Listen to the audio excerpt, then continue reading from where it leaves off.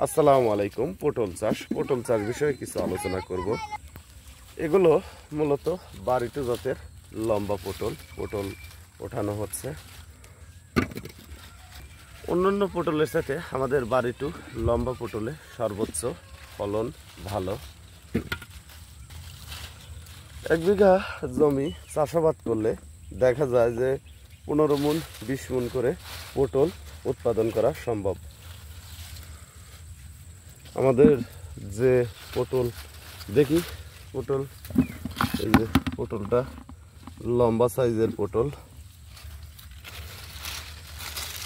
ওই পটল চাষাবাদ করতে হবে মূলত অক্টোবর নভেম্বর মাসে, অর্থাৎ বাংলায় কার্তিক আশ্বিনের 15 থেকেই এই হাইব্রিড জাতের পটল চাষাবাদ শুরু হয়।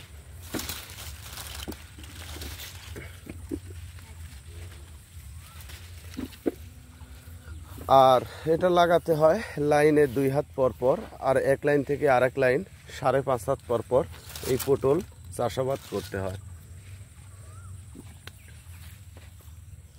পটলে মূলত সারের প্রয়োজন ইউরিয়া, টিএসপি এবং পটাশ সার প্রয়োজন, আর বাসুডিন ফোরাডান জাতীয় যে দানা বীজগুলি, এই বীজগুলি ব্যবহার করতে হয়। আর পটলটা মূলত একবার লাগালে এক জমিতে 3 বছর 4 বছর পর্যন্ত পটল চাষ করা সম্ভব।